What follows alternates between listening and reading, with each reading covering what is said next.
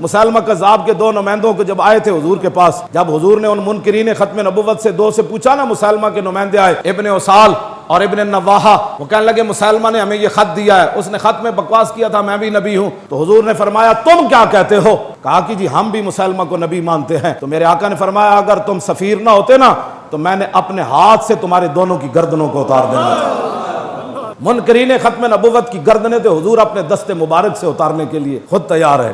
और इब्न नवाहा जो था ना, हजरत सिद्दीक अकबर के दौर में जब जंग यमामा हुई ना तो ये पकड़ा गया। तो बाकियों से तो हजरत अब्दुल्ला बिन मसूद फरमाओ कलमा पढ़ो सारे, तुम कलमा पढ़ो सारे, कलमा पढ़ो जिन्हें हुजूर की खत्म नबुव्वत का इनकार किया है। जब इब्न नवाहा आया ना सामने तो उन्होंने ये नहीं फरमाया तू कलमा पढ़, फरमाया पता है तुझे याद है रसूलुल्लाह ने फरमाया था उस दिन तो था तू सफीर, आज तू सफीर नहीं है। सहाबा नु क्या इन्हें इत्थे अंदर नहीं मारना, इन्हें बाजार चौक जाके मारना है।